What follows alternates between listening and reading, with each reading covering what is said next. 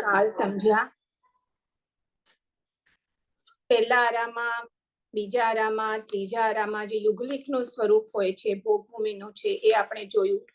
અને પછી ઋષભદેવ ભગવાન જે આ અવસરપેણી કાળમાં પ્રથમ તીર્થંકર, પ્રથમ રાજા જે થયા એનું આપણે બધું, અને ઋષભદેવ સાથે સાથે એમના પુત્ર, પ્રપૌત્ર વગેરે એમની જે એની સાથે જે કથાઓ વગેરે, ભરત, બાહુબલી, એમને પોતાનું જે વશિતપ સેના ઉપરથી ચડ્યું, એમને 1 વર્ષ સુધી જે એમને આહારનો અંતરાય થયો એ પણ સેના માટે થયો વગેરે, આપણે એમના લગતી બધી કથાઓ આપણે ગયા ફર્સ્ટ સેશનમાં જોઈ. અને એમનો જ જે ગ્રેન્ડસન મરીચી કે જે મહાવીર સ્વામીનો જીવ હતો, તો એની પણ આપણે કથા એ લાસ્ટ સેશનમાં, સેકન્ડ સેશનમાં જોઈ આપણે, એ ત્યારે બાકી રહી ગઈ હતી. અને પછી એના અનુસંધાનમાં આપણે બીજા ફર્સ્ટ વખતે જે 12 ભાવનાનો મેં ઉલ્લેખ કર્યો હતો, તો એમાંથી પહેલી 6 ભાવના આપણે શોર્ટમાં જોઈ. અને એ ભાવના ઉપર અનિત્ય ભાવના, અશરણ ભાવના, સંસાર ભાવના, અને અશરણ ભાવનાઓમાં આપણે અનાથી મુનિનું દ્રષ્ટાંત જોયું. પછી સંસાર ભાવના જોઈ. એકત્વ ભાવનામાં આપણે નમી રાજેશ્રીનું એક્ઝામ્પલ જોયું. અન્યત્વ ભાવનામાં ભરત ચક્રવર્તીનો એક્ઝામ્પલ જોયું. અને અશુચિ ભાવનામાં સનત કુમાર ચક્રવર્તીનું આપણે દ્રષ્ટાંત જોયું. તો એની સાથે રમી રાજેશ્રીનું જે આપણે એક્ઝામ્પલ લીધું એકત્વ ભાવનામાં, નમી રાજેશ્રી સાથે એમના માતાજી જે સતી મયણ રેહા, તો એનું પણ આપણે કથા એ પણ આપણે સમજી. અને સાથે સાથે આપણે એ પણ જોયું કે નમી રાજેશ્રી આપણે એકત્વ ભાવના સાથે જોયું, પણ એ પ્રત્યેક બુદ્ધ હતા. તો પ્રત્યેક બુદ્ધ એટલે શું? તો એ પણ મેં લાસ્ટ ટાઈમ આપણે જોયું હતું કે પ્રત્યેક એટલે હું એટલા માટે પાછું લઈ લઉં છું કે 4 પ્રત્યેક બુદ્ધ થઈ ગયા છે. તો એમાંથી એક નમી રાજેશ્રી હતા. તો મને લાગ્યું કે સાથે સાથે જે 4 બુદ્ધ છે, 4 પ્રત્યેક બુદ્ધ છે, તો 4નું આપણે બહુ નાનું છે, બહુ મોટું નથી, તો એ પણ આપણે સાથે જોઈ લઈએ. તો પ્રત્યેક બુદ્ધ એટલે શું? તો કે કોઈના પ્રતિબોધ વિના એવો કોઈ પ્રસંગ થાય સંસારમાં, એવી કોઈ ઘટના થાય, તો એ ઘટના જોઈને એમને સંસાર ઉપર વૈરાગ્ય આવે.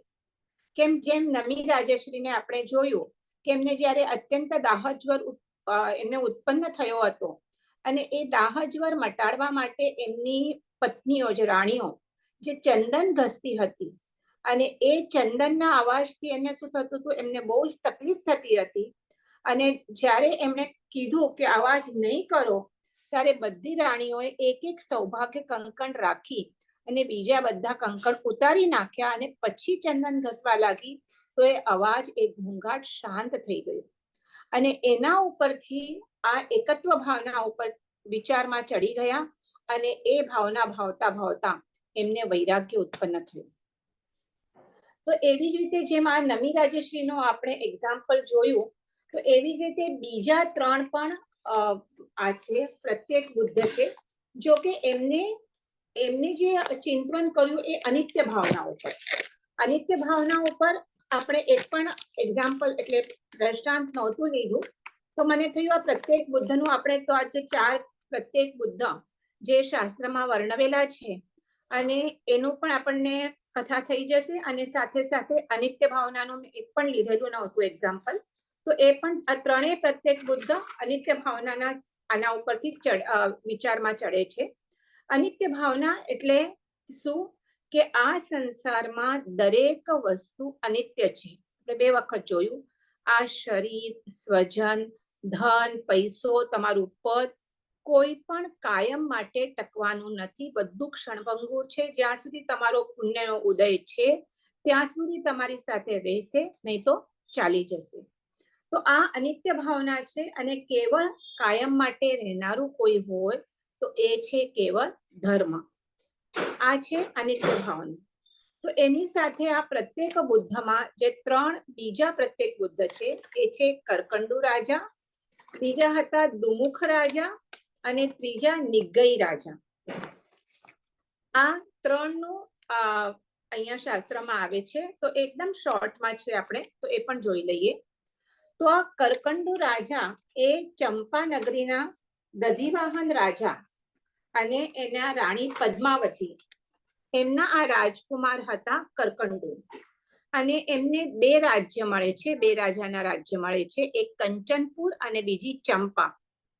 અને એ સારી રીતે પોતાનું રાજ્ય ચલાવતા હોય છે, બહુ જ સુંદર રીતે. પ્રજાને પણ ખૂબ સંતોષ હોય છે રાજાથી. હવે આ રાજાને એમનું જે પહેલાના જમાનામાં તો ગાય ને ગૌશાળા ને ઘોડા ને એ બધું બહુ હોય, બરાબર, એનું જ વધારે ઇમ્પોર્ટન્સ હતું. તો એ જે એમની ગૌશાળા વગેરે હશે, કેમ કંઈક બધાને પ્રોબ્લેમ થાય છે જોઈન કરવામાં, જોઈન કરે છે છૂટી જાય છે.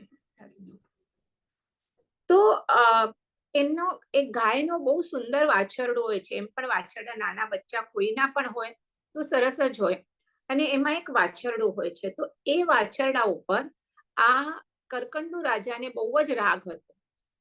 એ ઘણી વખત એ આવે અંદર ગૌશાળામાં, એ વાછરડાને જુએ, એના ઉપર પ્રેમથી હાથ ફરાવે, એને બહુ ગમે વાછરડું.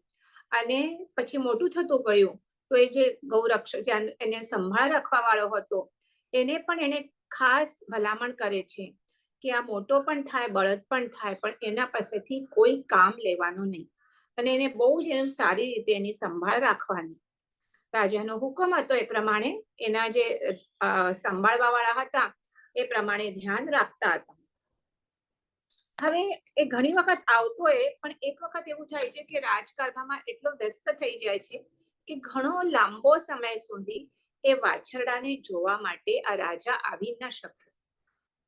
પછી ઘણા ટાઈમ પછી એને અચાનક યાદ આવે છે કે હું આ વાછરડા પાસે તો ગયો જ નથી.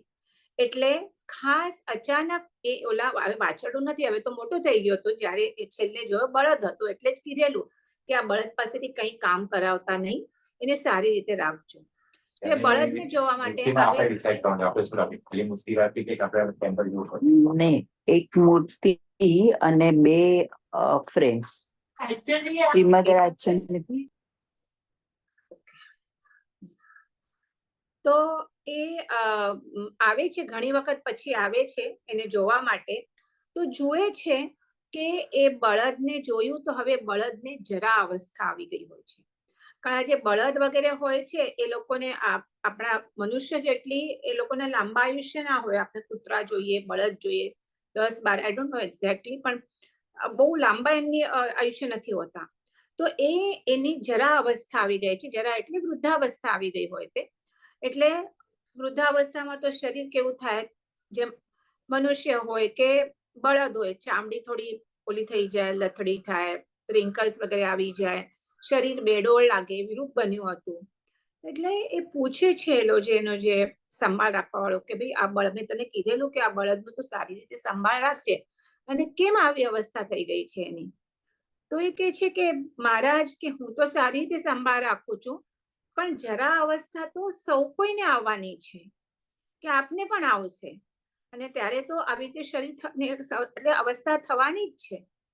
તો આ સાંભળી અને કરકંડુ રાજા વિચારમાં પડ્યા.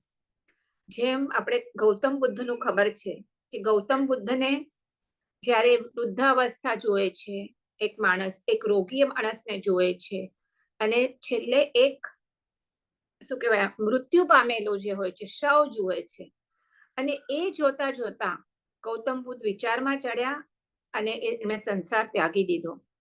તો અહીંયા કરકંડુ મહારાજ હોય છે, એ પણ આ જરા અવસ્થા જોઈ અને વિચારમાં પડે છે કે મારી શરીર કેવું છે, અનિત્ય છે, હમણાં એવું છે, પણ કાયમ માટે, નિત્ય માટે એ આવું જ રહેવાનું છે કે ના? શરીર શું છે? અનિત્ય છે.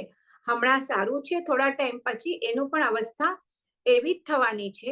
એટલે દરેક વસ્તુ આ સંસારમાં અનિત્ય છે એ વિચારમાં, અનિત્ય ભાવનામાં ચડે છે, અને અનિત્ય ભાવમાં ચડતા ચડતા એમને વૈરાગ્ય ઉત્પન્ન થાય છે. પુત્રને રાજગદી સોંપી દે છે, પોતે સંયમ ગ્રહણ કરે છે અને આત્મકલ્યાણ કરે છે. એટલે અહીંયા કરકંડુ રાજા, અહીંયા એમને કોઈ ગુરુની કે કોઈ પરમાત્માની કે સાધુ ભગવંતની કોઈની દેશના સાંભળીને વૈરાગ્ય આવ્યો છે? આપણે આટલી બધી કથાઓ જોઈએ છે તો બધામાં કોઈની દેશના સાંભળીને વૈરાગ્ય લે છે, પણ અહીંયા તો કેવળ ઓલા બળદની જરા અવસ્થા જોઈ અને એમને વૈરાગ્ય આવ્યો છે, અને એ વૈરાગ્ય આવી સંયમ ગ્રહણ કરી સંસાર ત્યાગી અને પોતાનું આત્મકલ્યાણ કરે છે, એટલે એમને પ્રત્યેક બુદ્ધ એ કહેવાયા. એ થયા. હવે ત્રીજા છે દુમુખ રાજા. હવે પંચાળ દેશમાં એક કામ્પિલ્યપુર કરીને નગર હોય છે, અને ત્યાં જય નામે રાજા હોય છે. હવે એણે એક ચિત્રસભા બનાવવા માટે, ચિત્રસભા maybe art gallery we can tell, અને એક જમીનનો પાયો ખોદાવે છે, અને એમાંથી ખોદતા ખોદતા, આપણે ખબર છે પહેલાના જમાનામાં તો રત્નના કે સોના મોરાના ચરુ અંદર દાટેલા હોય કે એ બધું અંદરથી નીકળે, કારણ ત્યારે કઈ આવી બેંક કે લોકર સિસ્ટમો તો હતી નહીં. તો આવી રીતે જ્યારે ખોદાવે છે તો અંદરથી એક રત્ન જડિત મુકુટ હોય છે, બહુ સુંદર હોય છે. એટલે એ પહેરે છે, અને એટલું સુંદર હોય છે કે પહેરીને રાજસભામાં બેસે છે. હવે એ રત્નનો એટલો પ્રભાવ હોય છે કે રાજાના બે મોઢા દેખાવા લાગે છે, અને એટલે રાજા દુમુખ, દુ એટલે બે મુખ તરીકે પ્રસિદ્ધ થાય છે. કે એકચ્યુઅલી બે મુખ નથી હોતા, પણ એ દેખાય છે એવી રીતે ઓના પ્રભાવથી, એટલે દુમુખ તરીકે પ્રસિદ્ધ થાય છે. હવે આ દુમુખ રાજા દર વર્ષે ઇન્દ્ર મહોત્સવ કરાવે, અને એક વર્ષે પણ ઇન્દ્ર મહોત્સવ નો આવે છે સમય, કરાવે છે. એના માટે શું કરે, ઇન્દ્ર સ્તંભ, મોટો આવ્યો સ્તંભ એ ત્યાં નગરમાં કે ક્યાં હશે બનાવ્યો હશે, અને એને બહુ સુંદર ડેકોરેટ કરી, ઓલા શણગારે ઓલા, અને પછી એ ઇન્દ્ર એ સ્તંભનું બધા લોકો પૂજન કરે અને મહોત્સવ કરે. તો એવી રીતે આખી બધું થાય છે. એ દિવસ પતી જાય છે, પછી ઓફકોર્સ એ બધું એના ઉપર જે સ્તંભો ઉપર બધું ડેકોરેશન હોય છે, શણગારેલું હોય છે, બધું ઉતારી નાખે છે. થોડા દિવસ પછી કઈ બહુ વરસાદ આવ્યો હશે કે જોરથી પવન, એ સ્તંભ પડી જાય છે. હવે પેલા એના ઉપરથી તો બધું શણગાર તો ઉતારી લીધો છે, સ્તંભ પણ પડી ગયો છે. એટલે હવે ત્યાં ખાલી જગ્યા હશે તો શું ત્યાં આવી અને ગામના બાળકો એ સ્તંભ પર બેસી અને મળમૂત્ર વગેરે કરવા લાગે છે ત્યાં. હવે રાજા એક વખત ત્યાંથી પસાર થાય છે, અને જુએ છે આ ઇન્દ્રસ્તંભની અવસ્થા, કે આ જ ઇન્દ્રસ્તંભ હતો, અને એ વિચાર કરે છે કે આ જ ઇન્દ્રસ્તંભ હતો કે જે દિવસે ઇન્દ્ર મહોત્સવ હતો એ દિવસે શું હતું, બધા એની પૂજા કરતા હતા. અને આજે શું છે, આ શું સ્થિતિ છે કે આજે અહીં એ જ ઇન્દ્રસ્તંભને બેસીને ત્યાં લોકો, છોકરાઓ મળમૂત્ર કરે છે. તો કે છે કે મારા એના ઉપરથી એ આ ભાવના ઉપર, અનિત્ય ભાવના ઉપર ચડે છે કે આ શરીરની સ્થિતિ પણ એવી જ છે, કે આ જે શરીરની શોભા લાગે છે, મહત્તા છે, એ બધા શું છે, પૂતગલના લીધા છે. અને આ પૂતગલ એટલે શું, પર દ્રવ્ય છે. આ પર દ્રવ્યના લીધે એના ઉપર મેં આટલા અલંકાર પહેર્યા છે, એટલા સરસ કપડા પહેર્યા છે, એટલે આ શરીરની શોભા લાગે છે. બાકી તો અંદર તો શરીર કેવું છે, એ અશુચિ ભાવના પણ આપણે અહીંયા લઈ શકીએ, અનિત્ય ભાવના, અશુચિ ભાવના બધું સાથે કરી શકીએ, બેઉ ભાવના. અને આવી રીતે એ કે જેમ આ ઇન્દ્રધ્વજ જેવી રીતે નાશવંત છે, એવી જ રીતે આ શરીર પણ શું છે, નાશવંત છે. આમ શરીર અને પૂતગલ બેઉની અનિત્યતા ચિંતવતા રાજાને વૈરાગ્ય ઉત્પન્ન થાય છે, અને પુત્રને રાજગાદી પર બેસાડી પોતે ચારિત્ર ગ્રહણ કર્યું, અને તપશ્ચર્યા સાધના દ્વારા સર્વ કર્મોનો ક્ષય કરી પરિપૂર્ણ દશાને, સિદ્ધ દશાને પામ્યા. એટલે અહીંયા એ ઇન્દ્રસ્તંભ આપણે પણ ઘણી વખત જોઈએ છે, ઘણી એટલો સુંદર હોય, અને પછી થોડો ટાઈમ પછી જોઈએ તો એની અવસ્થા એકદમ જીર્ણ શીર્ણ થઈ ગઈ છે, કોઈ પણ વસ્તુ જોઈએ કે કંઈ જોઈએ. પણ આપણે એવી રીતે કોઈ દિવસ વૈરાગ્ય નથી આવતો, વિચાર પણ નથી આવતો, આપણે તો એને લાઇટલી લઈ લઈએ છીએ. પણ જે આવા કહીએ ને કે પુણ્યશાળી જીવો હોય છે, એ લોકોને, એ જીવોને આ દશા જોઈને એ ચિંતન ચડે છે, અનિત્ય ભાવના, અશુચિ ભાવના, કે આ શરીર પણ એવું નાશવંત છે, અનિત્ય છે, તો એ જોઈ અને એને સંસાર ઉપર શું આવે છે, એમને વૈરાગ્ય આવે છે અને શું કરે, સંસાર ત્યાગી અને પોતે સંયમ ગ્રહણ કરીને પોતાનું આત્મકલ્યાણ કરે છે. ચોથું એક્ઝામ્પલ એટલે ચોથા પ્રત્યેક બુદ્ધ જે આપેલા છે શાસ્ત્રમાં એ છે નિગ્ગઈ રાજા. હવે આ ગંધાર દેશ હોય છે. તમને આ દેશને હું બોલું છું, દેશના નામ તમને કઈ યાદ રાખવાની જરૂર નથી, પણ આ પથ્થરમાં આવે છે. ગંધાર દેશમાં કુંડવર્ધન શહેર હોય છે અને ત્યાં સિંહરથ નામે રાજા હોય છે. હવે એક વખત રાજા ઘોડા પર બેસી અને વન ક્રીડા માટે નીકળે છે, ઘોડા પર રાઇડિંગ માટે નીકળે છે. એની હવે એ ઘોડો હતો ને વક્ર ગતિ હતો, એટલે ઘણી વખત આપણે સાંભળ્યું છે ને એટલા જોરથી ચાલે, રાજા ગમે એટલે ને કરે પણ એ આવે જ નહીં, એટલે શું કહેવાય, કાબુમાં આવે જ નહીં. તો આવી રીતે એ ઘણો ટ્રાય કરે છે પણ ઓલો ઘોડો છે ને તે એ કન્ટિન્યુઅસ એને, એટલે શું થઈ ગયું, એ ઘણો ટ્રાય કરે છે પણ એ ઘોડો ઊભો ન રહે, એને ક્યાં ને ક્યાં જંગલમાં દૂર ચાલ્યો જાય છે, બધા એની સાથે જે બીજા હોય છે એ પાછળ રહી જાય છે અને આ ઘણો ટ્રાય કરે છે ઘોડોને ઊભો રાખવા, પણ નથી ઊભો રહેતો. છે થાકીને લગામ છોડી દે છે. જે બી લગામ છોડી દે છે તો ઘોડો ઊભો રહી જાય છે. હવે રાજા થાકી ગયો છે એટલે નીચે ઉતરે છે કે થોડી વાર હું વિશ્રામ કરી લઉં, અને પછી પાસેના એક ડુંગર હોય છે ત્યાં ડુંગર પર ચડે છે. ત્યાં એક મહેલમાં એક વિદ્યાધરની કનક મંજરી નામને એક કુંવરી હોય છે અને એ એકલી જ રહેતી હોય છે. તો રાજા પૂછે છે કે ભાઈ આવા જંગલમાં તું એકલી કેમ રહે છે? તો એ પણ બધું એની પૂર્વ ભાવનાની કંઈક વાત કરે છે કે આવી આવી રીતે થયું એટલે હું એકલી રહું છું. હવે બેઉ એકબીજાને ગમી જાય છે એટલે રાજા એની સાથે ગંધર્વ વિવાહ કરે છે અને થોડો ટાઈમ એની સાથે રહે છે અને પછી પોતે પોતાના નગરમાં પાછો ફરે છે. હવે જે વિદ્યાધર હોય ને, મેં તમને કીધેલું એ લોકો આકાશગામીની વિદ્યા હોય એની પાસે. વિદ્યાધર આકાશમાં ઉડે, બાકી બધું મનુષ્ય જેવું હોય પણ એ લોકો આકાશમાં ઉડી શકે. તો આ આકાશગામીની વિદ્યા આ જે કનક મંજરી કુંવરી હોય છે એ આ રાજાને શીખવાડે છે. એટલે રાજા પણ હંમેશા આ વિદ્યાથી આ કનક મંજરી કુંવરી પાસે આવે, થોડી વાર રહે અને પછી પાછો ચાલ્યું જાય. એટલે રાજાનું નામ સિંહરથ હતું પણ આકાશગામીની વિદ્યાથી આવજા કરવાથી લોકો એને નિગ્ગઈ એનું નામ પાડ્યું હતું. મને એકચ્યુઅલી ખબર નથી નિગ્ગઈનો અર્થ શું થાય છે, પણ એ થતો હશે. હવે એક વખત આ નિગ્ગઈ રાજા પાછા વનક્રીડા માટે નીકળે છે. સાથે મોટી સવારી હોય છે. સવારી એટલે એમના જે પણ એમના સેનાપતિ કે સૈનિક વગેરે ઘણા બધા જણા સાથે મોટા રસાલા સાથે વનક્રીડા માટે નીકળે છે. રસ્તામાં એક સુંદર આંબાનું ઝાડ આવે છે અને ઝાડ ઉપર ઘણા બધા શું હતા, પાંદડા હોય છે, પુષ્પ હોય છે વગેરે હોય છે. તો રાજા એમ જ, ઘણી વખત આપણે થાય ને કુતૂહલ વૃત્તિથી આપણે એક બે પાંદડા તોડીએ, ઘણા એવી આદત હોય કે ઝાડ જુએ ને તો એમ જ કઈ કારણ વગર તોડે. તો એવી રીતે એમણે શું કર્યું, એ આંબાના વૃક્ષની એક આખી લૂમ તોડી અને આગળ વધે છે. હવે રાજા આગળ હોય અને એમના પાછળ બીજા બધા એમના સૈનિક સેનાપતિઓ વગેરે હોય. એ જુએ છે કે રાજાએ આવી રીતે એક લૂમ તોડી, એટલે બધા લોકો એને ફોલો કરે છે. બધા એ ઝાડના પાન ને લૂમ વગેરે તોડવા લાગે. ઓબ્વિયસલી આટલો બધો રસાલો હોય ને એક ઝાડના બધા થોડા થોડા તોડવા લાગે તો બધા પાંદડા તોડાઈ જાય છે. રાજા તો વનક્રીડા કરીને પાછો આવે છે, સેમ રસ્તા ઉપરથી પાછો આવે છે.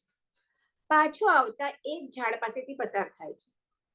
હવે એ જુએ છે કે જે ઝાડ ઉપર હું ગયો ત્યારે આટલું સુંદર પાંદડા, પુષ્પ, ફળથી ભરેલું હતું ને હમણાં તો માત્ર ખાલી થડ અને એના ખાલી શું કહેવાય બ્રાન્ચીસ દેખાય છે. તો નવાઈ લાગે છે કે આવું કેમ થઈ ગયું આટલી વારમાં. તો એના સેનાપતિ માણસો કહે છે કે આવી રીતે તમે એક તોડ્યું એટલે તમારી પાછળ બધા એક એક તોડતા ગયા તો આખા વૃક્ષનો બધા ઝાંડા ને બધા તોડાઈ ગયા અને હવે આવું ઠૂંઠા જેવું રહ્યું છે. તો આ સાંભળી અને આંબાના એને બંને રૂપ જોયા છે. એક સુરૂપ એટલે સુંદર પુષ્પ એટલે પાંદડા પુષ્પથી આખું ભરેલું ઓલું ઝાડ, અને આ ઠૂઠા જેવું એટલે એ સુરૂપ અને આ વિરૂપ બેઉ અવસ્થા એ જુએ છે થોડીક વારમાં જ. રાધર આપણે કહીએ તો સેમ ડે પણ હશે, કે સવારના નીકળ્યા હશે ત્યારે હશે ને પાછા સાંજના વન ક્રીડા કરીને પાછા. તો આટલો ટાઈમમાં એ વૃક્ષની જે અવસ્થા ચેન્જ અવસ્થા જુએ છે. એટલે રાજા વિચાર કરે છે કે આ પૂતગલની પણ અવસ્થા કેવી છે, કે અનિત્ય છે. આપણું શરીર પણ શું છે, પૂતગલથી જ બનેલું છે ને. તો કેવું છે પૂતગલની અવસ્થા, તો કે અનિત્ય છે, ક્ષણિક છે. અને એમ વિચારતા વિચારતા વિચાર ચડે છે અને શું થાય છે, વૈરાગ્ય પામે છે. અને પામી વૈરાગ્ય પામે છે, પોતાની રાજગાદી પુત્રને આપી અને શું કરે છે, પોતે સંસાર ત્યાગ કરે છે, સંયમ ગ્રહણ કરે છે અને આત્મકલ્યાણ કરે છે. એટલે અહીંયા આ ચારે એક્ઝામ્પલ જે આપ્યા છે, નમી રાજશ્રી એકત્વ ભાવના એમણે કરી હતી. અને પછી કરકંડુ રાજા, ડુમુખ રાજા અને નિગય રાજા, આ ત્રણે એમણે શું કીધું, જે અનિત્યતા છે સંસારની, શરીરની વગેરે જે અનિત્યતા છે, એ અનિત્યના વિચાર પોતે જ વિચાર પર ચડી એટલે વિચાર પર કરી અને પોતે આ સંસારની અનિત્યતા, એની ક્ષણભંગુરતા સમજી અને વૈરાગ્ય પામી અને સંયમ ગ્રહણ કરે છે. આ કોઈનો એમને કોઈની શું કહેવાય દેશના કે કોઈનો પ્રતિબોધ સાંભળીને એને વૈરાગ્ય નથી પામ્યા, પોતે પોતાની રીતે જ વૈરાગ્ય પામ્યા છે. એટલે આ લોકોને પ્રત્યેક બુદ્ધ એ કહેવાયા છે. તો આવી રીતે મને થયું કે આ નમી રાજશ્રીનું એક એક્ઝામ્પલ આવ્યું.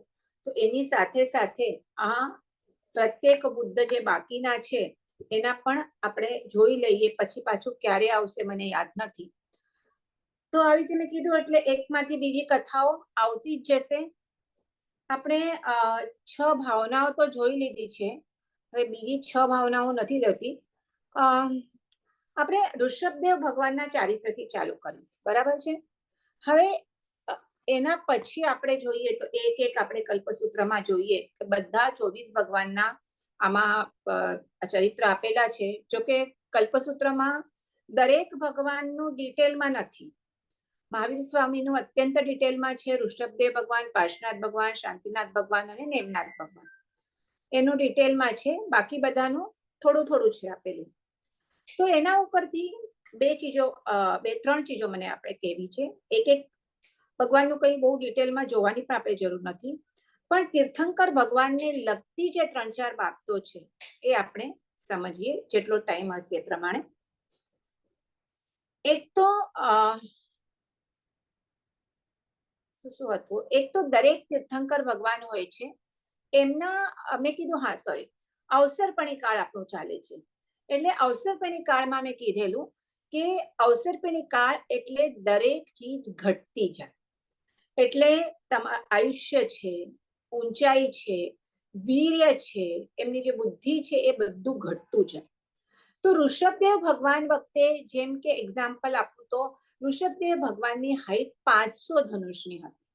તો એમના પછી અજીતનાથ ભગવાન થયા તો એમની હાઈટ 450 ધનુષની હતી. અહીંયા છે કલ્પસૂત્ર, પાછો એક વખત જોઈ લો.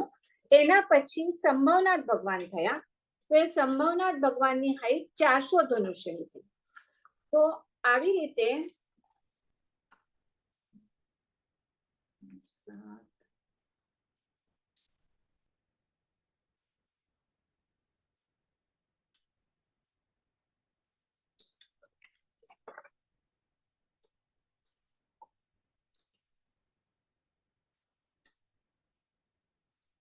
હા મને મળતું નથી હમણાં, પણ હા એવી રીતે છે કે જેમ જેમ સંભવનાથ ભગવાનની 400 ધનુષની હાઈટ હતી, પછી એના પછી અભિનંદન સ્વામી થયા તો એમની 350 ધનુષની હાઈટ હતી. તો એટલે જેમ જેમ આગળ વધતો જાય છે. આ ઓફકોર્સ બધા ચોથા હારામાં જ હતા, પણ ચોથા હારામાં પણ આગળ જેમ વધતો ગયો તેમ તેમ બીકોઝ ઇટ્સ અ અવસરપીણી કાળ શું થાય છે દરેક ચીજ ઘટતી જાય છે. એટલે મેં તમને હમણાં ખાલી હાઈટનું એક્ઝામ્પલ આપ્યું. એવી જ રીતે એમનું આયુષ્ય પણ જેમ જેમ આગળ વધે છે એમ આયુષ્ય પણ ઘટતું જાય છે. એટલે સુધી કે છેલ્લા મહાવીર સ્વામીના જે એ પણ મહાવીર સ્વામી પણ ચોથા આરામાં હોય છે, તો ત્યારે એમનું આયુષ્ય છેલ્લે કેટલું હતું? 72 યર્સનું હતું, જે આપણે હમણાં કહીએ એ છે. હમણાં 100 વર્ષ તો આપણે કહીએ. અને એમની હાઈટ પણ કેટલી? 7 સાડા 7 ફૂટની એટલી જ છે. ક્યાં? ઋષભદેવ ભગવાન વખતે 500 ધનુષ, તે ઓછી થતી થતી આ તમને ખ્યાલ આવ્યો ને કે આયુષ્ય અને એમનું હાઈટ, એવી રીતે એમનું વીર્ય વગેરે બધું ઓછું થતું જાય, એટલે એ અવસર્પિણી કાળ કહેવાય. બીજું આપણે કહીએ તો તીર્થંકર પરમાત્મા સાથે કલ્યાણક આપણે એમના જ્યારે કોઈ પણ એટલે 5 કલ્યાણક આપણે ઉજવીએ.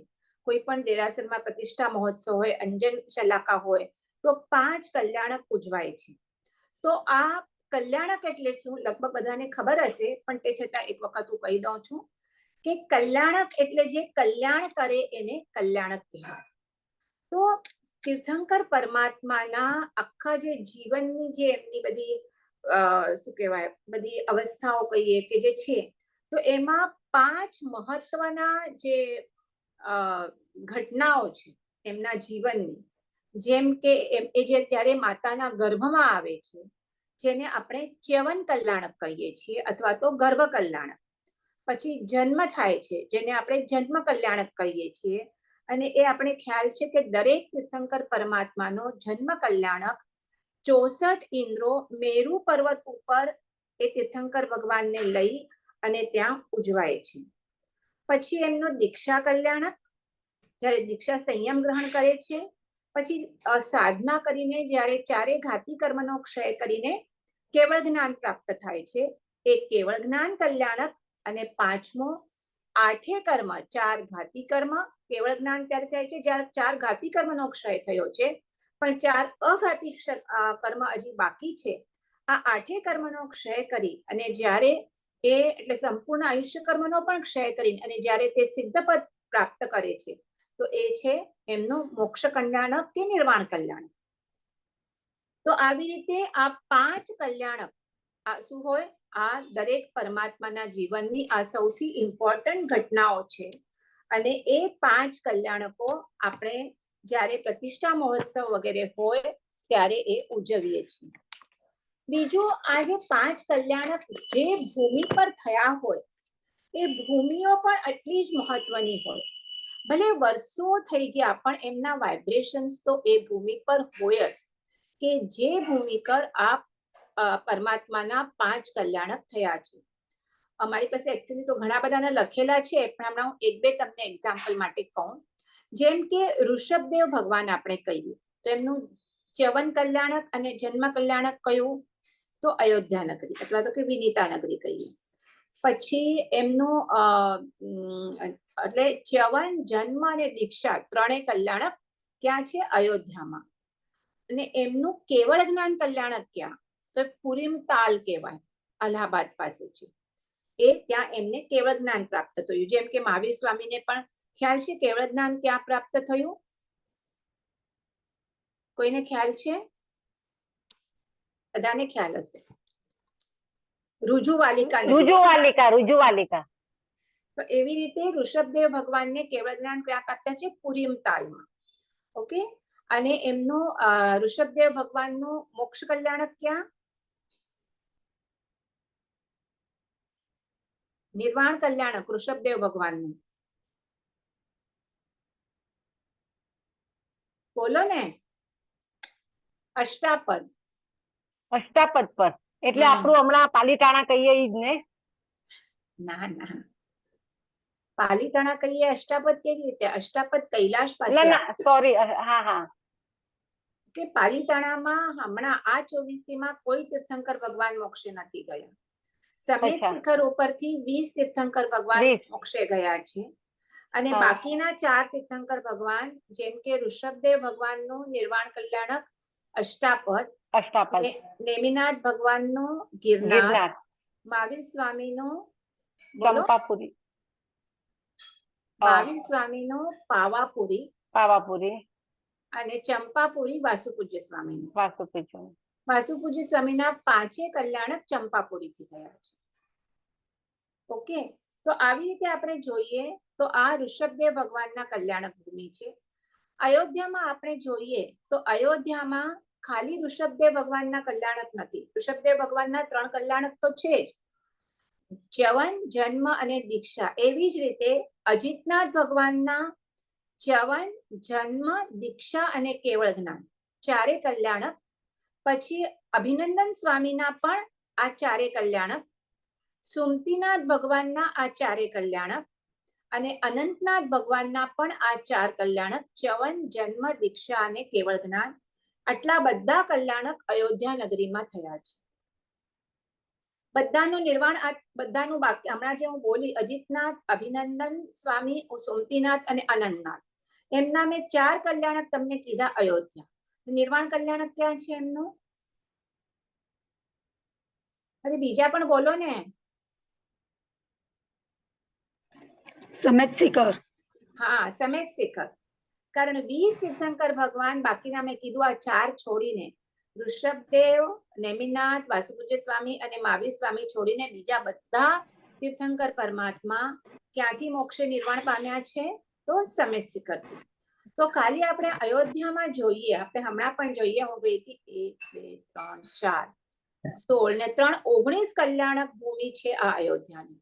એટલે રામ ભૂમિ તો રામ જન્મભૂમિ તરીકે હિન્દુ લોકોમાં તો અયોધ્યા નગરીનો ઇમ્પોર્ટન્સ છે જ, પણ એવી જ રીતે આપણા જૈન માટે પણ આ અયોધ્યા નગરીનું એટલું ઇમ્પોર્ટન્સ છે, કારણ પરમાત્મા તીર્થંકર, આ અવસર પેઢીના તીર્થંકર પરમાત્માના 19 કલ્યાણકો આ અયોધ્યા નગરીમાં થયા છે. ખ્યાલ આવ્યો?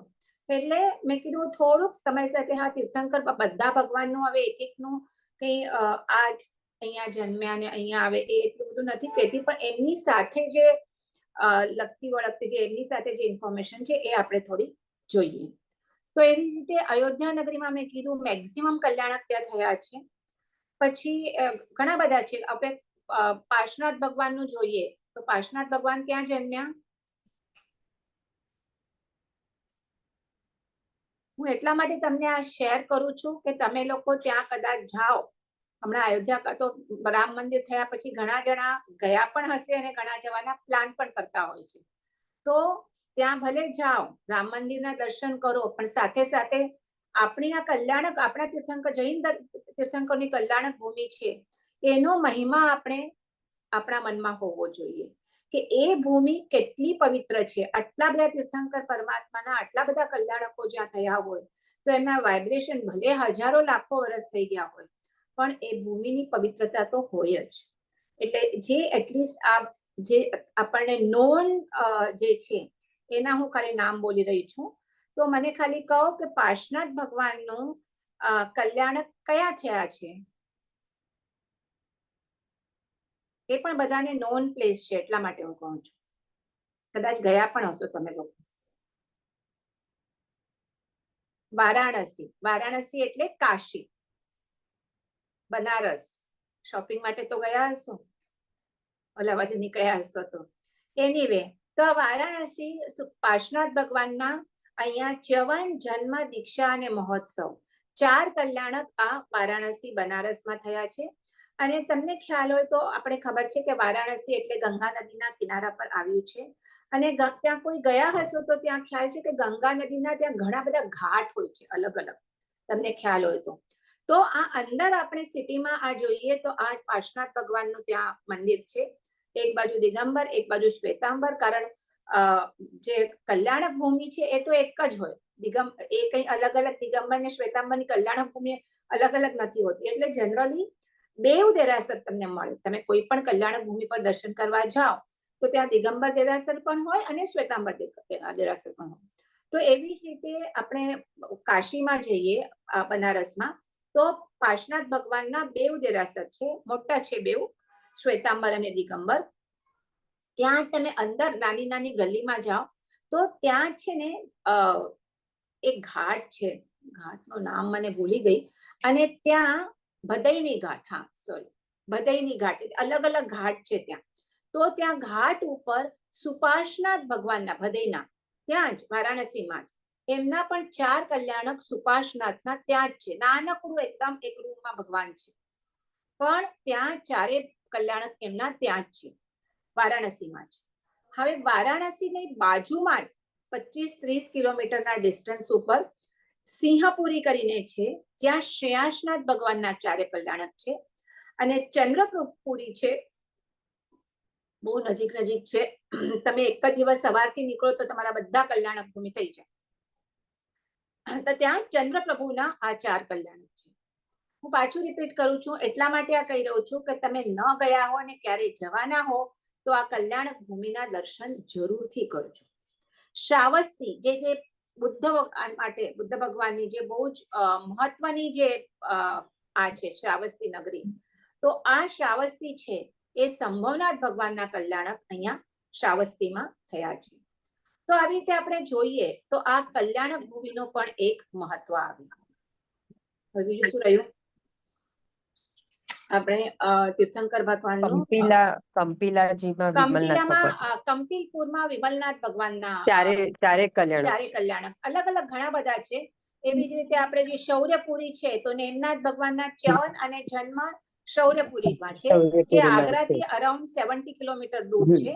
અને એમના જ ગિરનાર બાકીના જે 3 કલ્યાણક છે, દીક્ષા, કેવળ જ્ઞાન અને મોક્ષ, એ આપણને ખબર છે એ ગિરનાર પર છે. તો આવી રીતે બીજું એક તીર્થંકર પરમાત્માનું આપણે જોઈએ તો બધા તીર્થંકર પરમાત્મા એ 34 અતિશયોથી યુક્ત હોય અને એમની જે વાણી હોય છે એ 35 અતિશયોથી યુક્ત હોય છે. તો આ 34 અતિશયમાં અમુક અતિશય હોય કે એમના જન્મથી હોય છે. જેમ કે એક તો એ પ્રત્યેક કોઈ પણ તીર્થંકર જન્મે ત્યારે 3 જ્ઞાનથી યુક્ત હોય છે. મતિ જ્ઞાન, શ્રુત જ્ઞાન અને અવધિ જ્ઞાન એમને જન્મથી જ હોય છે. એમના આપણે કહીએ તો એમના શું કહીએ રુધિર કે એટલે માંસ ને એ પણ મને લાગે છે શ્વેત રંગમાં હોય છે. એટલે આપણે મેં બુક લીધી નથી પણ ઘણા બધા અતિશયો લખેલા છે. ટોટલ એમાંથી જ્યારે એમને કેવળ જ્ઞાન દીક્ષા ગ્રહણ કરે છે ત્યારે 4થું મનઃપર્યો જ્ઞાન ઉત્પન્ન થાય છે. અને જ્યારે એ શું ચાલતું હતું આપણે અને જ્યારે 4 ઘાતી કર્મનું ક્ષય થઈ અને કેવળ જ્ઞાન ઉત્પન્ન થાય છે ત્યારે શું થાય છે, એમને દેવો આવી અને સમોસરણની રચના કરે છે. એ બધાને ખ્યાલ છે. હવે જ્યારે સમોસરણની રચના કરે છે ત્યારે સાથે સાથે 8 પ્રાતિહાર્યોની પણ રચના કરે છે. 8 પ્રાતિહાર્ય બધાને ખ્યાલ છે? 8 પ્રાતિહાર્ય એટલે પ્રતિહારી ઉપરથી આ પ્રાતિહાર્ય વર્ડ આવ્યો છે. પ્રતિહારી એટલે પરમાત્મા કેવળ જ્ઞાન થયા પછી જ્યાં પણ જાય ત્યાં એમની સાથે આ 8 પ્રાતિહાર્ય સાથે ને સાથે હોય. સમોસરણ બધા ઠેકાણે ન હોય પણ પ્રાતિહાર્ય તો હોય જ. તો આ જેમ કે આપણે કહીએ, એક્ઝામ્પલ સમજાવવા માટે કહું છું કે જેમ હમણાં નરેન્દ્ર મોદી ક્યાં પણ જાય તો એમની સાથે સાથે કોણ હોય? એમના બોડીગાર્ડ્સ હોય, બરાબર? રાષ્ટ્રપતિ છે, ગવર્નર છે, તો એમના બોડીગાર્ડ સાથે ને સાથે હોય. તો એવી જ રીતે જે અષ્ટ પ્રાતિહાર્ય છે એ ક્યાં પણ જાય પરમાત્મા કેવળ જ્ઞાન પ્રાપ્ત થયા પછી તો એમના સાથે ને સાથે હોય. હવે કયા છે 8 પ્રાતિહાર્ય? તો એક છે અશોક વૃક્ષ. જ્યારે એ સમોસરણમાં દેશના આપવા બેસે તો પરમાત્માના હાઈટ કરતા 12 ગણું ઊંચું આ અશોક વૃક્ષ હોય છે. અને 1 યોજનની એમની મોટી છાયા હોય. એટલે જ્યારે પરમાત્મા દેશના આપે અને દેશના આપવા માટે બેસે તો શું થાય? કોઈને પણ તડકો ન લાગે. અને બીજું એ પણ ખ્યાલ છે ને કે પરમાત્મા પૂર્વાભિમુખ બેસે, પૂર્વ દિશા તરફ મુખ કરીને બેસે. પણ તમે સમોસરણની કે જ્યાં પણ તમે જોયું હોય હશે તો આપણે ચૌમુખી હોય, 4 બાજુ હોય, બરાબર ને? કારણ જે સમોસરણ હોય એ રાઉન્ડ હોય, સર્કલમાં હોય. 3 ગઢ વગેરે સમોસરણનું હમણાં હું વર્ણન નથી કરતી, પણ એટલું જ કહું છું કે પરમાત્મા પૂર્વાભિમુખ બેસે. પરંતુ પરમાત્મા જેવું જ સેમ એમના બીજી 3 રેપ્લિકા 3 દિશામાં દેવો આવીને એનું ત્યાં બનાવ્યું. એટલે બધાને એમ જ લાગે કે પરમાત્મા મારી સામે જોઈને શું કરે છે? દેશના આપી રહ્યા છે. હવે આ 8 પ્રતિમામાં પ્રથમ લીધું અશોક વૃક્ષ, પછી સુરપુષ્પ વૃષ્ટિ. પરમાત્માના સમોસરણમાં તિર્યંચો, મનુષ્યો અને દેવો ત્રણેય ગતિના નારકી છોડીને ત્રણેય ગતિના જીવો એમની સાંભળવા માટે આવે. તો ત્યારે આ શું કહેવાય, દેવો હોય એ પુષ્પની વૃષ્ટિ કરે. પુષ્પમાં પણ 2 ટાઈપના વૃત્તિ હોય, એક અચિત હોય અને એક સચિત હોય. અચિત હોય એટલે દેવોની એવી એમની પાસે શું કહેવાય, એમની પાસે લબ્ધિ હોય કે એ પોતે વિકુરવે, એટલે સાચા ફૂલ નહીં હોય. એક આપણે કહીએ કંઈ પણ એ એવી રચના કરી શકે એમને. આપણે ઘણા બધા પછી સ્ટોરીઝ જોશું તો જોશું કે દેવોએ આખું વિકુર્યું. નમી રાજશ્રીમાં મેં નથી લીધું ક્વેશ્ચન આન્સર, જે બ્રાહ્મણ ઇન્દ્ર બ્રાહ્મણનો વેશ કરીને આવે છે અને એમને પરીક્ષા લેવા માટે કે એમનો વૈરાગ્ય સાચો છે કે નહીં. તો એકચ્યુઅલી એવું એમને વિકુરવે છે કે એમના રાજ્યમાં આ આખી એમની નગરી બળી રહી છે અને એમના બધા અંતઃપુરમાં એમની રાણીઓ અને છોકરાને બધા આક્રંદ કરી રહ્યા છે. એવું બધું એ વિકુરવે એટલે શું કહેવાય, તમે સમજો છો ને ગુજરાતીમાં? વિકુરવે એટલે એવી માયાજાળ બનાવે. ઓકે, તો એવી રીતે અચિત અને સચિત પુષ્પો, એટલે અચિત તો વિકુરવેલા હોય અને સચિત એટલે જે એકચ્યુઅલી પુષ્પો હોય એની એ વૃષ્ટિ કરે. પણ દેવોના પ્રભાવથી એ પુષ્પોને કોઈ જાતની એમને જરા પણ તકલીફ ન થાય. હમણાં આપણે એક ફૂલ તોડી અને ભગવાનને પુષ્પ જ્યારે આપણે કહીએ તો ઓફકોર્સ તોડીએ એટલે પુષ્પને થોડી તકલીફ તો થાય, પણ એ એટલું એમનો તીર્થંકર નામ કર્મનો પ્રભાવ હોય છે. આ બધું શેના લીધે થાય છે? અષ્ટપ્રાતિહાર્ય વગેરે એ તીર્થંકર નામ કર્મના પ્રભાવથી આ બધું એમનું થાય છે. તો એવી રીતે એ પુષ્પ હોય છે પણ એમને કોઈ જાતની એમને તકલીફ થતી નથી. તો આ બીજું પ્રાતિહાર્ય અષ્ટપ્રાતિહાર્યમાં પુષ્પવૃષ્ટિ. પછી અશોક વૃષ્ટિ, અશોક વૃક્ષ, પુષ્પવૃષ્ટિ, દિવ્ય ધ્વનિ. હા, પરમાત્માની જે દેશના હોય છે એ માલકંસ રાગમાં એ દેશના આપે છે. અને દેશના એવી હોય છે કે જે પ્રાણી એ પોતે જે ભાષા બોલતો હોય એમાં એને સમજ પડે. જેમ કે મનુષ્યને મનુષ્યની ભાષા સમજ પડે, ગુજરાતી હોય તો ગુજરાતીમાં સમજ પડે, ઇંગ્લિશ હોય તો ઇંગ્લિશ સમજ પડે, અને સિંહ હોય તો સિંહની ભાષા એને એ પ્રમાણે સમજ પડે, શિયાળ હોય તો શિયાળની ભાષામાં સમજ પડે. તો આ એનો અતિશય છે. અતિશય એટલે શું? Special quality. જે નોર્મલ ના હોય એને જે સ્પેશિયલ ક્વોલિટી હોય એને આપણે અતિશય કહીએ. તો એમની વાણીનો એ અતિશય છે. 35 ટાઈપની એમના વાણીના અતિશય છે. કે એમાંથી એક અતિશય હું કહું છું કે એ એવી એમને જે વાણી છે કેવી હોય છે કે જે એ બોલે એ દરેક જીવને એના વાણીમાં એમને એ સમજ પડે. અશોક વૃક્ષ, પુષ્પ વૃષ્ટિ, દિવ્ય ધ્વનિ અને ચામર. ચામર એટલે ચામર આપણે ખબર છે. તો એ વિશિષ્ટ રત્ન જડિત એવા સુંદર વાળવાળા ચામર 64 ઇન્દ્ર હોય. બરાબર, ટોટલ 64 ઇન્દ્ર હોય છે. તો બે બાજુ એ કરે, બે બાજુ તો કેટલા થયા?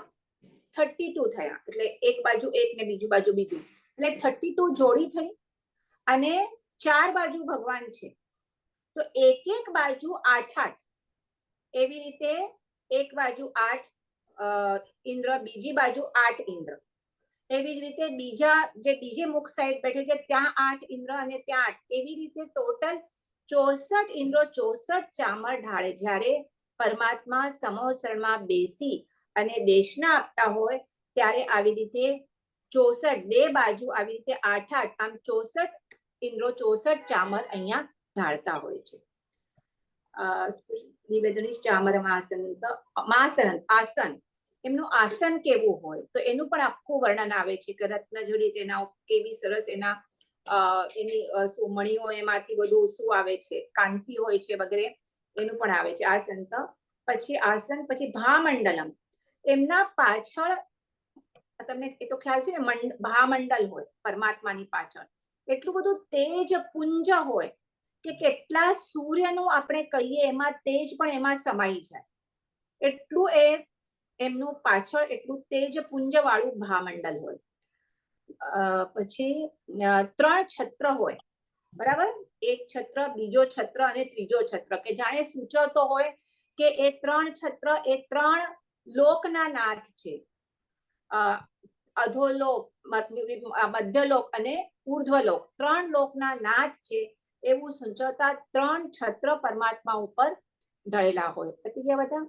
અશોક વૃક્ષ, સુરપુષ્પ વૃષ્ટિ, દિવ્ય ધ્વનિ, ચામર, આસન, ભામંડલ, દુંદુભી. હા, દુંદુભી એક રહી.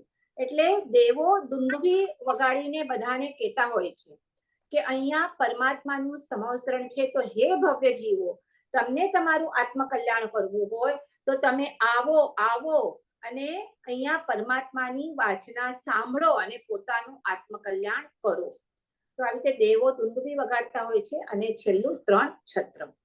તો આ અષ્ટપ્રાતિહાર્ય પરમાત્મા સાથે હંમેશા સાથે ને સાથે હોય. હમણાં આ વખતે આ શુક્રવારમાં હું હમણાં ધરમપુર હતી અને બધાને ખ્યાલ છે કે લગભગ 3 વર્ષ થવા આવશે. ડિસેમ્બરમાં 21 ડિસેમ્બરમાં ત્યાં પ્રતિષ્ઠા થઈ હતી. બહુ સુંદર એવું જૈન મંદિર બનાવ્યું છે. તો એને 1000 વર્ષ પૂરા થયા, સોરી 1000 દિવસ મિચ્છામી દુક્કડમ પૂરા થયા. એટલે એ નિમિત્તથી દીપકભાઈ બારડોલી વાલાને ત્યાં ભક્તિ માટે બોલાવ્યું અને એમણે આ અષ્ટપ્રાતિહાર્યનું બહુ જ સુંદર રીતે એમને ભક્તિ કરાવી. આખા 8 એક પ્રાતિહાર્ય એ લોકો ત્યાં એકચ્યુઅલી સ્ટેજ ઉપર લઈ બનાવીને લાવ્યા હતા અને એક પ્રાતિહાર્યનું એમણે મહત્વ સમજાવ્યું હતું. એટલે મને યાદ આવ્યું તો મેં કીધું આ તીર્થંકર પરમાત્મા સાથે છે તો શેર કરું. તો આવી રીતે 8 પ્રાતિહાર્ય. અને હવે હજી એક દરેક તીર્થંકર પરમાત્મા સાથે હોય છે વાત, તે આપણે જોઈએ. તો દરેક તીર્થંકર પરમાત્મા 20 સ્થાનક તપની આરાધના કરી અને તીર્થંકર નામ કર્મ ઉપાર્જન કરે છે. શું? દરેક તીર્થંકર પરમાત્મા 20 સ્થાનક તપ એની આરાધના કરી અને શું કરે છે? તીર્થંકર આ નામ કર્મ. ઓફકોર્સ પહેલા તો સૌથી પહેલા તો સવિજીવ કરું શાસન ઋષિ, કે આ જગતના બધા જીવોનો હું ઉદ્ધાર કરું. શાસન રસી એટલે આ બધા જગતમાં જેટલા જીવો છે બધા જીવોનો હું ઉદ્ધાર કરું, એમનું કલ્યાણ કરું, એવી ભાવના ભાવે અને એ ભાવનાથી પણ પછી આગળ 20 સ્થાનક તપ છે એ શું છે હું કહું છું. એની આરાધના કરી અને એને પછી ત્રીજા ભાવે એ તીર્થંકર જે એ પહેલા તો એમને સમ્યક દર્શન થાય ત્યારથી એમના ભાવની ગણતરી ચાલુ થાય, જે આપણે ઋષભદેવ ભગવાનમાં જોયું અને મહાવીર સ્વામીમાં 27 ભાવ, એ મહાવીર સ્વામીનું ચરિત્ર આવશે ત્યારે જોશું. પણ એટલું બધાને ખ્યાલ છે. હવે એમાં પછી એ જયારે ત્રીજો ભાવ હોય એમનું જ્યારે એટલે હવે સપોઝ હમણાં હું સંભવનાથ ભગવાનનું તમને એક્ઝામ્પલ કહું. તો સંભવનાથ ભગવાને એક ભાવમાં વિમલ વાહન તરીકે રાજા હતા અને એ જ્યારે રાજા હતા ત્યારે એમના ત્યાં દુષ્કાળ પડ્યો એમના રાજ્યમાં. બહુ ખરાબ દુષ્કાળ હતો, બધા લોકો બહુ બધા મરવા લાગ્યા, અનાજ હતું નહીં. પણ રાજાના ભંડાર એકદમ ભરેલા હતા, ઘણા બધા અનાજથી. એટલે એમણે બધાને કે હું મારા રાજ્ય, મારા અનાજમાં આટલા અનાજ ભરેલું પડ્યું છે તો હું મારા રાજ્યમાં લોકોને મરવા ન દઉં, અને એ શુભ ભાવના કરી અને એને આખું વર્ષ એકદમ પ્રેમથી ભાવથી બધા લોકોને જમાડે. અને એવી રીતે એમણે એ જમાડવા જયા, એ જે આ 20 સ્થાનક પદમાં ત્રીજું પદ છે, એટલે એની આરાધના થઈ અને એમણે શું કર્યું? તીર્થંકર નામ કર્મ બાંધ્યું. એના પછી એ પહેલો ભાવ થયો, પછી એના પછી એ બીજો ભાવ દેવલોકમાં કે ક્યાં પણ ગયા હશે.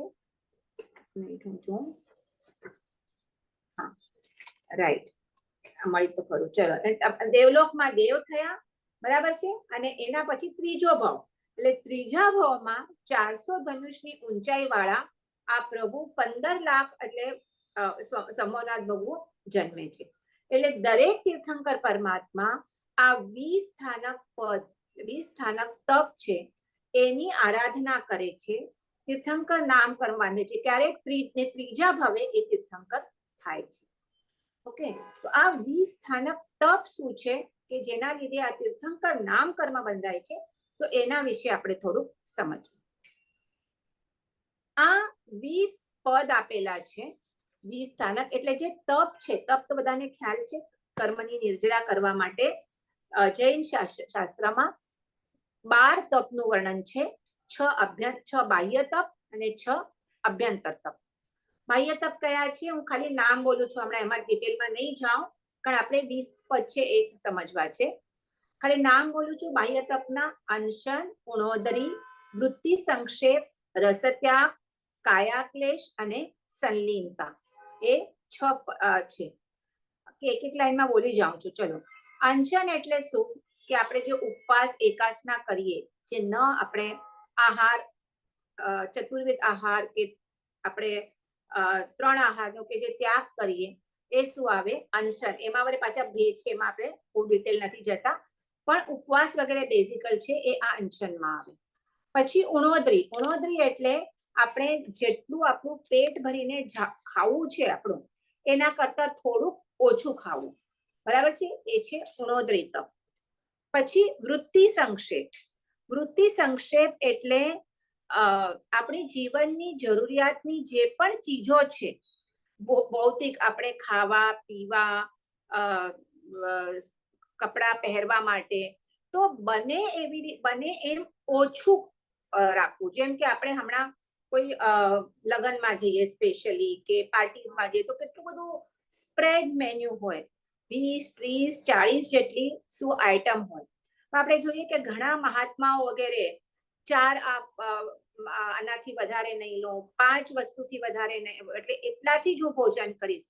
4 દ્રવ્ય, 5 દ્રવ્ય, 6 દ્રવ્ય, હું તો વધારે કહું છું, ઉલટું કેવું જોઈએ, 8 દ્રવ્ય, 7 દ્રવ્ય, 6 દ્રવ્ય, એનાથી વધારે આહાર નહીં લો. સ્પેશિયલી પર્યુષણમાં, ચાતુર્માસમાં ઘણા જણ એવું વ્રત લેતા હોય છે. એટલે તમારા વૃત્તિઓનો સંક્ષેપ કરે.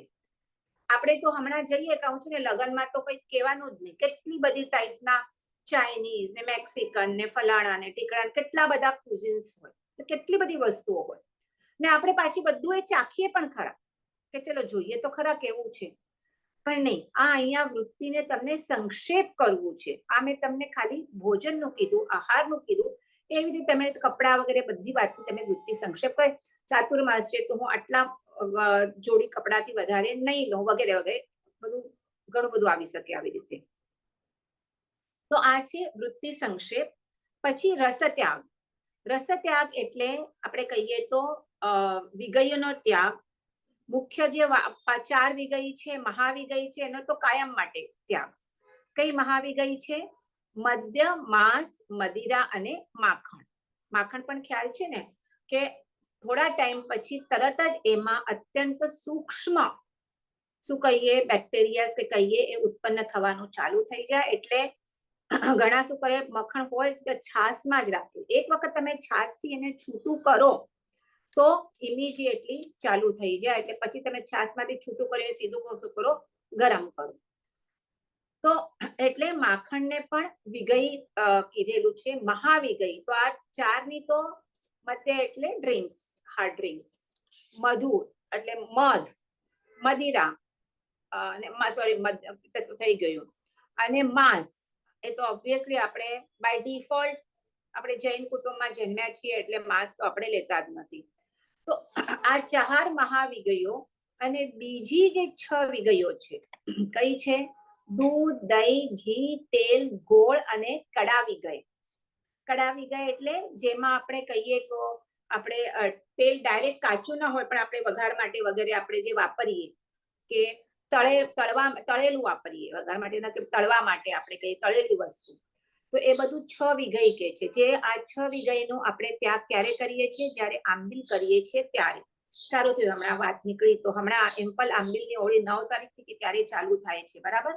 9 દિવસ આંબીલની હોળી આવશે, તો ત્યારે આ આંબીલમાં આપણે 6 વિગયનો ત્યાગ કરીએ છીએ. હવે ઘણા એવા પુણ્યશાળી જીવો હોય છે કે ભવ્યાત્મા હોય છે કે જે કેટલી બધી લાંબી લાંબી આંબીલ કરી શકતા હોય છે, પણ આપણાથી એટલી આપણું વીર્ય હજી આપણે ફોરવી નથી શકતા. આપણાથી નથી થતા એમ નથી કહેવાનું, થઈ તો શકે, આપણે પણ એમના જેવા છીએ, પણ આપણે હજી એટલી ફિઝિકલ કહીએ કે આપણે mentally we are not so prepared કે આપણે આટલું બધું ત્યાગ કરી શકીએ, આંબીલ ન કરી શકીએ. આંબીલ કરો તો હવે આંબીલ હોળી આવે છે, મેં કીધું બહુ જ સારું. 9 દિવસની આંબીલ, એમાં પણ એ પણ આખી 9 દિવસની 9 વખત 4.5 વર્ષની આખી આરાધના છે. ચલો ફોરગેટ ઇટ. પણ તમે 9 દિવસમાં 1 દિવસ તો આંબીલ કરજો, જસ્ટ કે ખ્યાલ તો આવે કે કેવી રીતે આંબીલ થાય. તો આ 6 જે વિગયો છે એમાં શું છે, એમાં આપણે કમ્પ્લીટ ત્યાગ કરીએ છીએ, પણ આપણાથી ન થઈ શકે તો આપણે જે રોજ 14 નિયમ ધારણ કરીએ છીએ, તો તેમાં તમે રોજની 1 વિગય કે 2 વિગયનો તો ત્યાગ તમે કરી શકો છો. તો એ છે આ રસ ત્યાગ. એટલે હું નહોતી જતી આના ઉપર, મેં કીધું બહુ લાંબુ થઈ જાય છે. તો આ ચોથું તપ છે, આ બાહ્ય તપના પ્રકાર કરી રહી છું. રસ ત્યાગ પછી છે 5મું કાયા ક્લેશ. કાયા ક્લેશ એટલે કાયા ક્લેશ નામ ઉપરથી જ ખ્યાલ આવી જાય કે આપણે જે પંચમહાવૃતધારી લોચ કરે, વિહાર કરે, ઘણા આતાપના લેતા હોય છે. આતાપના એટલે સૂર્યના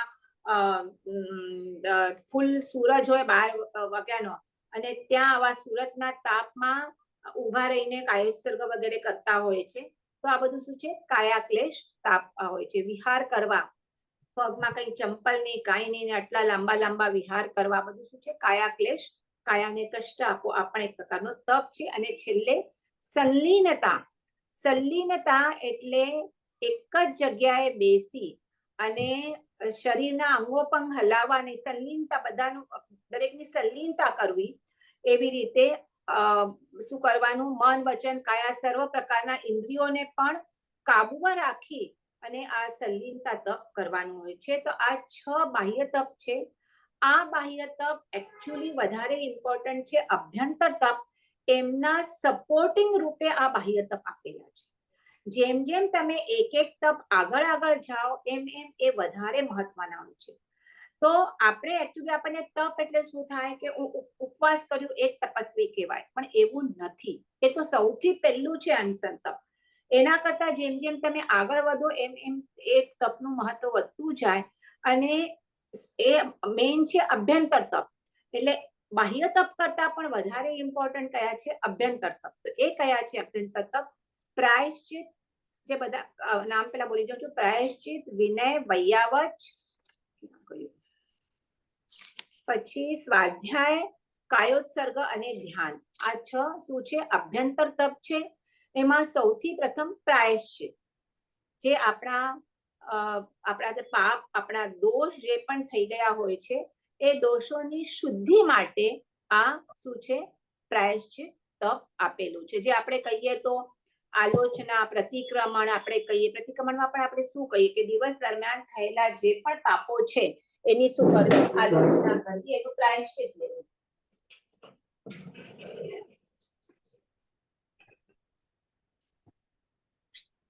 પછી બીજું છે વિનય. વિનય તો ગુરુનો વિનય કરવો, જ્ઞાનનો વિનય કરવો, દર્શન એટલે સંકિતધારીનો વિનય કરવો, ચારિત્ર વિનય ચારિત્રધારીનો વિનય કરવો, એના ઉપકરણોની કોઈની આશાતના ન કરવી, એ બધું વિનયમાં આવશે. ડિટેલમાં છે એમાં વૈયાવચ. વૈયાવચ એટલે સેવા બેઝિકલી. કોની સૌથી પહેલા તો અરિયન સિદ્ધ તો આવે જ, એના પછી સ્થવિર છે, ઉપાધ્યાય છે, આચાર્ય ભગવાન છે, નવદીક્ષિત સાધુ છે, બીમાર સાધુ છે, સાધર્મિક છે. આ બધા આજે હું હવે 20 તપ લઈશ, એમાં 20 પદ આવશે ને, એમાં પણ આ પદ આવશે, એટલે હું થોડું આમાં બોલી દઉં છું. તો આ બધાની બેઝિકલી સેવા કરવી. ઇવન તમારા ઘરમાં જે પણ બીમાર ઉંમર લાયક જે શું કહેવાય બીમાર હોય કે ઉંમર લાયક વડીલો હોય એમની સેવા કરવી, આ વૈયાવચ તપ છે. બરાબર છે. એન્ડ વેરી ઇમ્પોર્ટન્ટ અભ્યંતર તપમાં ત્રીજું તપ છે. એટલે કેટલું મહત્વનું છે વૈયાવચ, સેવા કરવાનું. જે ઘરમાં વડીલો વગેરે છે એમનું સેવા કરવી કેટલી ઇમ્પોર્ટન્ટ, એ તપ છે. બરાબર. હવે ચોથું છે સ્વાધ્યાય. આપણે હમણાં શું કરીએ છીએ, સ્વાધ્યાય તપ કરીએ છીએ. કોઈ પણ તમે ધાર્મિક વાંચન કરો, ધર્મકથા કરો. આપણે ધર્મકથા કરી રહ્યા છીએ. પછી એનું વાંચન કરો, શ્રવણ કરો, પઠન કરો, તમે એને મુખપાઠ કરો, જે પણ છે એ બધું શું આવે? સ્વાધ્યાય તપમાં. તો આ સ્વાધ્યાય પણ શું છે? એ અભ્યંતર તપ છે. એકથી એક વધારે ઇમ્પોર્ટન્ટ છે. અને છેલ્લા છે કાયોત્સર્ગ, કાયુત્સક અને ધ્યાન. તો આવી રીતે આ 6 પ્રકારના અભ્યંતર તપ છે. તો આ જે તપ છે એ આપણે શેના માટે આપણે કરીએ છીએ? તો કર્મની નિર્જરા કરવા માટે આ તપનું બહુ જ ઇમ્પોર્ટન્સ જૈન શાસ્ત્રમાં બતાવેલું છે. તો આ અલગ અલગ તપના તપ આવે છે, જેમ કે આપણે જ્ઞાન પાંચમ તપ કરીએ છીએ. એવી જ રીતે આ 20 સ્થાનક તપ પણ એક તપ છે. હવે હું શેના માટે આટલું બધું કહી રહ્યું છું કે દરેક તીર્થંકર પરમાત્મા આ 20 સ્થાનક તપની આરાધના કરી અને શું કરે છે? તીર્થંકર પદ પ્રાપ્ત કરે છે. એટલે ત્રીજા ભાવે થાય છે, એ જ ભાવે નહીં. તો આ 20 સ્થાનક તપ શું છે? તો 20 પદો છે. ઓકે, કયા કયા પદો છે એ હું તમને કહું. પહેલો છે અર્યન પદ, બધાને ખબર છે. બીજું સિદ્ધ, હા. ત્રીજું પ્રવચન. તમને કહું કે એમાં શું શું આવે છે, જો મને મળે તો.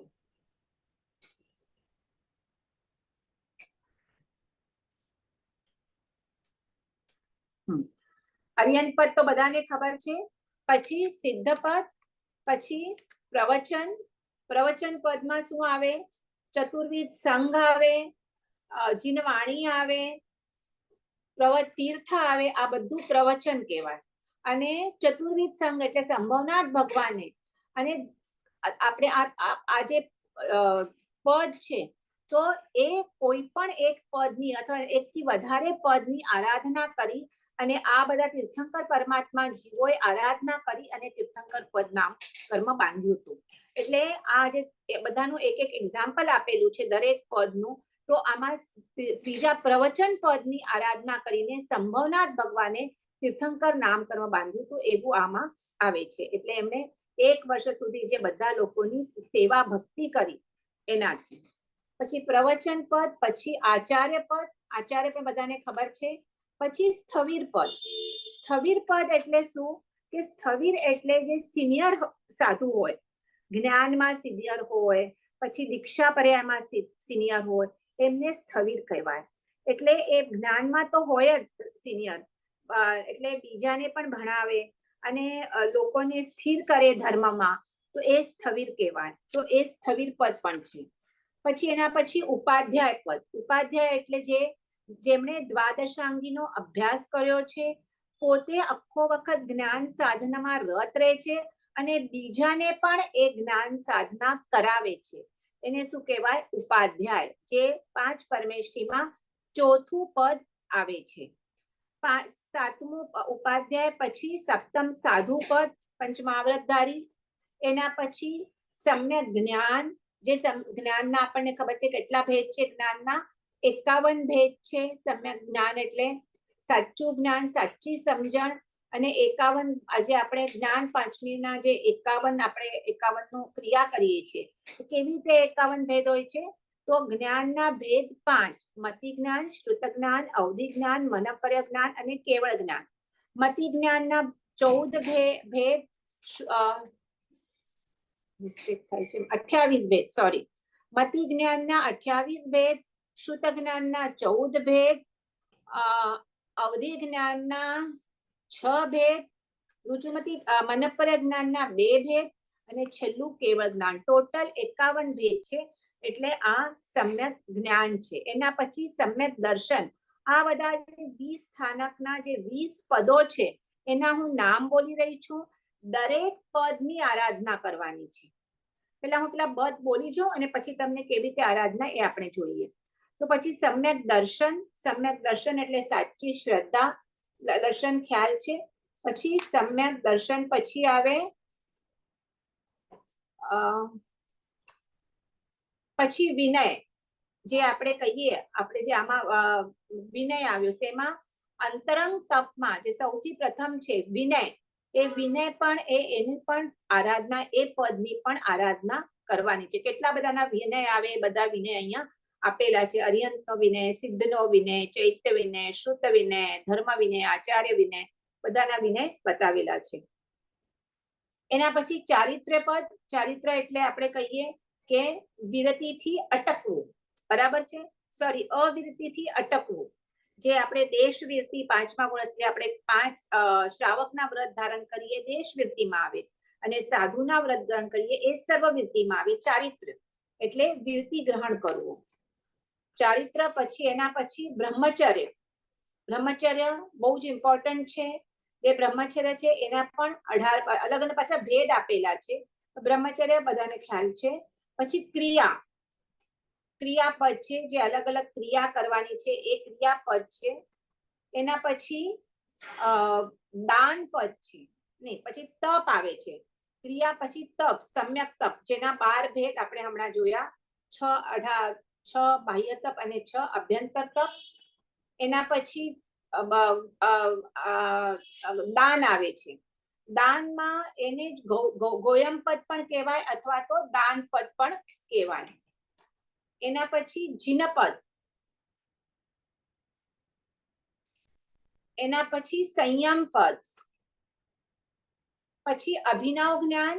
અભિનવ જ્ઞાનમાં 12 જે દ્વાદશાંગી છે, અથવા તો આપણે કહીએ બધા જ આગમ છે, એ બધા આગમ 45 આગમ કહીએ તો 45 આગમ આ અભિનવ જ્ઞાનમાં આવે.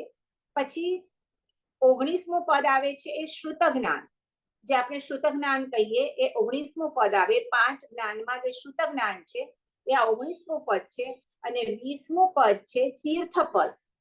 તો તીર્થ પદ એટલે તીર્થમાં પણ બે ટાઈપના તીર્થ છે. એક જંગમ તીર્થ અને એક સ્થાવર તીર્થ. તો જે સુદેવ સુગુરુ જે છે, સુગુરુ વગેરે છે, એમને જંગમ તીર્થ કહેવાય.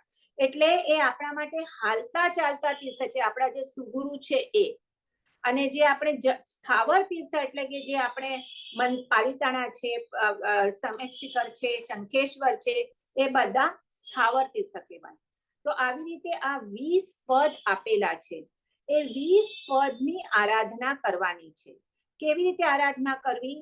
તો આ જનરલી એક પદ હોય, એક પહેલું પદ આપણે અર્યંત પદ લીધું, તો એના 20 ઉપવાસ આવે.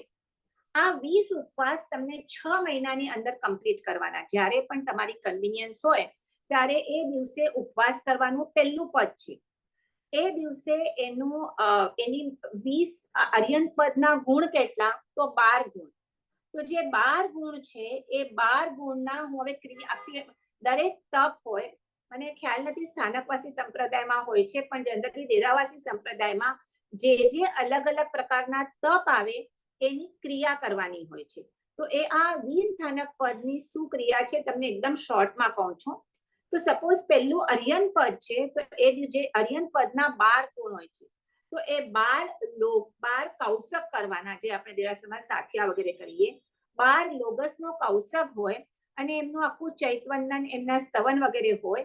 અને અર્યંત પદની 20 નવકરવાળી ગણવાની. ઓકે, હવે એવી જ રીતે આને એ દિવસે ઉપવાસ કરવાનું. એવી રીતે 20 વખત કરવાનું. એટલે 20 ઉપવાસ થાય અને 20 વખત એ અર્યંત પદની ક્રિયા કરવાની. એટલે એક પદની આરાધના કમ્પ્લીટ થઈ. તો એટલીસ્ટ મેક્સિમમ ટાઈમ ઇઝ 6 મહિના. તમે એક સાથે 20 દિવસ પણ કરી શકો છો, જેમ તમને કન્વિનિયન્સ હોય એમ. પછી બીજું પદ આવે સિદ્ધ પદ. હવે સિદ્ધ પદના શું છે, ગુણ કેટલા છે? સિદ્ધના 8 ગુણ. તો એ 8 ગુણના શું આવે? 8 કૌશક કરવાના, 8 સાથિયા કરવાના, અને એમના ખમાસણા આપવાના. દરેક ગુણનો એક એક ખમાસણો. મેં અર્યંતમાં પદમાં ભૂલી ગઈ કહેવાનું. દરેક પદનો એક એક ખમાસણો, એટલે ખમાસણો આપવાનું. એની જે ક્રિયા વગેરે એમના એ હોય છે. અને પછી એના 20 નવકરવાળી ઓમ રીમ શ્રી સિદ્ધાય નમઃ, ઓમ રીમ શ્રી અર્યંતાય નમઃ, એવી રીતે એમની 20 નવકારવાળી ગણવાની. તો એવી રીતે દરેક પદ. બીજું પદ છે પ્રવચન પદ. તો ઓમ રીમ શ્રી પ્રવચનાય નમઃ. ને એના જેટલા એના 45 ગુણો છે. તો એ 45 ગુણોના એટલા કૌશક, એટલા ખમાસણા, એટલા સાથિયા વગેરે આખી ક્રિયા હોય છે. તો આવી રીતે એક એક પદની આરાધના આ 20 સ્થાનક પદની આરાધના કીધેલું છે. અને આ દરેક તીર્થંકર પરમાત્મા આપણે શું કામ આ તપ લીધું કે આ તીર્થંકર પરમાત્મા સાથે જે જોઈન છે એની વાત કરીએ છીએ. તો દરેક તીર્થંકર પરમાત્મા આ 20 સ્થાનક પદમાંથી કોઈ પણ એની આરાધના કરી અને તીર્થંકર નામ કર્મ બાંધે છે. એટલું મને કેવું હતું. તો મને લાગે છે હવે આપણે એટલે આ મેં એટલા માટે લીધું હવે આજે કે મેઇન તો હવેના જે બધા ભગવાન છે, સંભવનાથ ભગવાન, અજીતનાથ, પેલા ઋષભદેવ પતિ ગયા પછી અજીતનાથ પ્રભુ, પછી સંભવનાથ પ્રભુ, પછી અભિનંદન સ્વામી, સુમતીનાથ, બધાનું થોડી સ્ટોરીઝ છે. જેમ કે હવે સુમતીનાથ પ્રભુ જ્યારે ગર્ભમાં હતા, એક સ્ટોરી ખાલી કહી દઉં છું તો વાલી બધું એ આ થશે. તો બાકી બહુ તો કઈ બધાનું છે નહીં સ્ટોરીઝ. પછી તો જે મુખ્ય 5 ભગવાન છે એનું તો આપણે ઓફકોર્સ લેશું, પણ આ સુમતીનાથ ભગવાનની એક સ્ટોરી કથા છે, જોઈ લઈએ. હવે આ જે રાજા હોય છે તો જ્યારે એ પોતાના માતાના કુક્ષીમાં આવે છે અને જ્યારે રાણી સગર્ભા હોય છે તો રાજા અને રાણી એક વખત આપણે ચોકઠાબાજી કે શું કહીએ, સોગઠાબાજી એ રમતા હોય છે. તો રમતા હોય છે તો દરેક બાજીમાં રાણી જ જીતી જાય, રાજાની હારત થાય. તો રાજાને ખ્યાલ હોય છે કે રાણીની બુદ્ધિ કેટલી છે, દર વખતે એવી રીતે ન થાય ને હમણાં જ એવું થાય છે. એટલે રાજા સમજે છે કે આ જે રાણી વારે વારે જીતે છે, ધીસ ઇઝ બીકોઝ ઓફ એના ઉદરમાં જે ગર્ભ રહ્યો છે એના પ્રભાવથી એ જીતે છે. પછી એ એના સુમતીનાથ ભગવાનના સોરી આ અજીતનાથ ભગવાનની સ્ટોરી છે. એની વખતે આવી રીતે થાય છે કે એના લીધે એ જીતે છે. આ અજીત એટલે કોઈ એને જીતી ન શકે, એટલા માટે એના પછી અજીત પાડે છે. એવી રીતે સુમતીનાથ ભગવાનના વખતેની પણ એક નાનકડી, એના કરતા થોડી મોટી સ્ટોરી છે સુમતીનાથ ભગવાનની. તો સુમતીનાથ ભગવાન જ્યારે એમના માતાના ગર્ભમાં આવે છે ત્યારે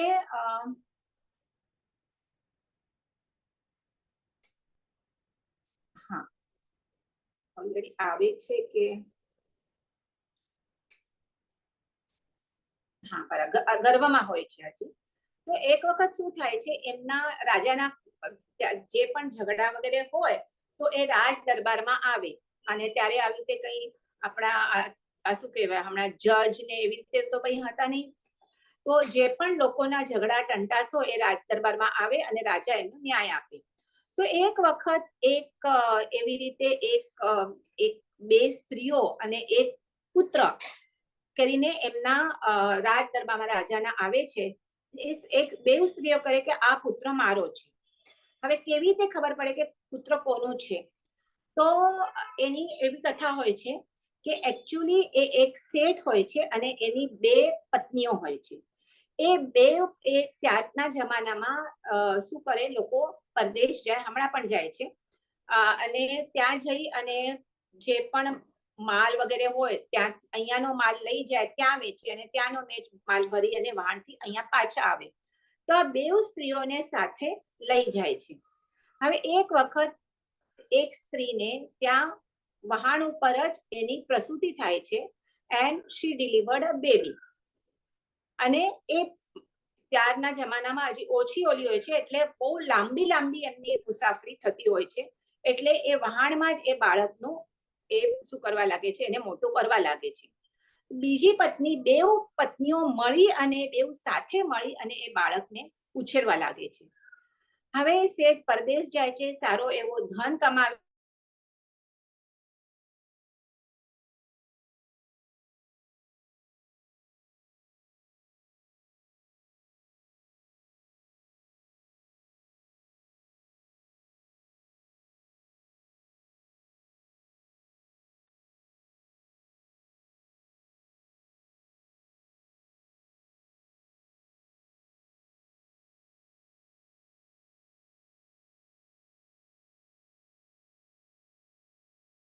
નથી હોતો. એને એક વખત એવો વિચાર આવે છે કે જો આ પુત્રને હું મારો કહું તો હવે ઓબ્વિયસલી એ વેપારી પછી એ જે પણ એનું શું કહેવાય, એની જે ધન સંપત્તિ એ કોની થવાની, એ પુત્રની થવાની. એટલે ઓબ્વિયસલી એ માતા સાથે જ જશે. તો કે આ એકચ્યુઅલી પુત્ર તો મારો નથી, એટલે જે ધન સંપત્તિ હશે મને નહીં મળે. તો કે હમણાં જો આ પુત્રને હું મારો ઠરાવું તો આ બધી ધન સંપત્તિ મારી થઈ જશે. એમ કહી અને એ હવે પોતાનો હક પણ કોઈને ખબર નથી એકચ્યુઅલી પુત્ર કોનો છે, આનો છે કે આનો છે. એ ખબર હોય છે ખાલી શેઠને, ને શેઠ તો મૃત્યુ પામ્યા છે. એટલે બધાને કહેવા લાગે છે કે આ પુત્ર મારો છે. હવે જે સાચી માતા હોય છે ઓબ્વિયસલી ઓબ્જેક્શન લે છે કે ભલે તું એને રમાડે છે, એની સાથે બધું કરે છે, પણ ફાઇનલી પુત્ર તો મારો છે. હાઉ કેન યુ સે કે પુત્ર મારો છે? એટલે આ કજિયો આવે છે રાજ દરબારમાં કે બેઉ જણી કે છે કે આ પુત્ર મારો છે. તો રાજા પણ મૂંઝવણમાં પહોંચ્યા કે કેવી રીતે ફાઇન્ડ આઉટ કરવું કે કોનો છે. તો રાણીને ખબર પડે છે. હવે રાણી ત્યારે આ શું છે, હમણાં પ્રેગ્નન્ટ છે. એમના ગર્ભમાં આ સુમતીનાથ પ્રભુ છે. એટલે સુમતી એટલે કે સારી મતી, એમની બુદ્ધિ કેવી રીતે ચાલે છે એના માટે આ કથા છે. તો રાણીજીએ પૂછે, ખબર પડે છે એટલે રાણીજી કહે છે કે તમે ચિંતા નહીં કરો, હું આ તમારું સોલ્વ કરી આપું છું. અને બીજે દિવસે પાછું બધાને બોલાવે છે. અને પછી રાણી કહે છે બે સ્ત્રીઓને કે મારા ગર્ભમાં 3 જ્ઞાનને ધરાવનાર એવો પુત્ર છે. થોડાક મહિનામાં, એના થોડાક મહિના પછી, 5-6 મહિના એટલે ત્રીજો ચોથો મહિનો ચાલતો હશે, 5-6 મહિના પછી એનો જન્મ થવાનો છે. એટલે ત્યાં સુધી એ જન્મશે એટલે એને ખબર પડી જશે કે કોનો પુત્ર છે.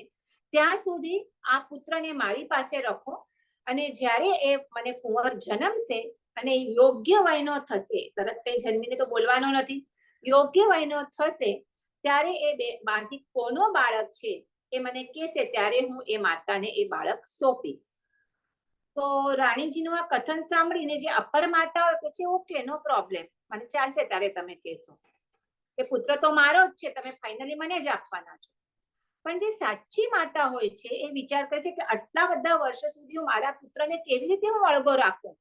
એટલે એ ના પાડે છે કે આટલો પુત્ર બીજો હું નહીં કરી શકું, કે તમે મને ન્યાય આપો. તમે સંપત્તિ માટે જોઈતો તો મારી સંપત્તિ લઈ લો, મને નથી જોઈતી, મારા શોકીને આપી દો, પણ પુત્ર મને પાછો આપી દો, પુત્ર તો મારો જ છે. એટલે એટલો બધો વિલાપ કરવા લાગે છે કે તમે મારો પુત્ર તો કોઈ પણ હિસાબે મારી પાસેથી ન લો. એટલે રાણી તરત કહે છે કે આ માતાનું આ સ્ત્રીનો આ પુત્ર છે, કે જે સાચી માતા હોય એ આટલા લાંબા ટાઈમ સુધી પુત્રનો વિયોગ સહન ન જ કરી શકે, અને એ પણ આટલા નાના પુત્રનો, નાનું બાળક. એટલે આ ન્યાય સાંભળી અને રાજાને, પ્રધાનને પણ બધાને રાણીના બુદ્ધિ પ્રત્યે માન થયું.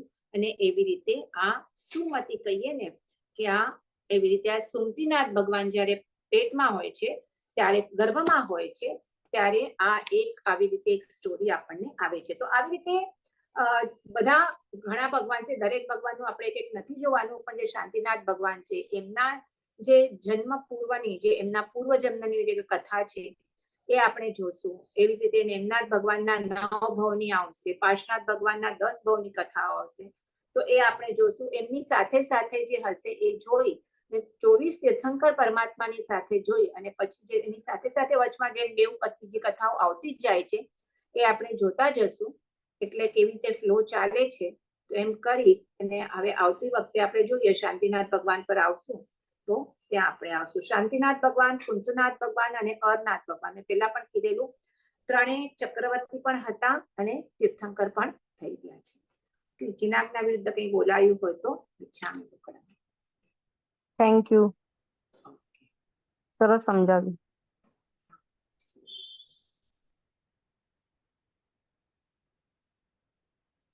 જય શ્રી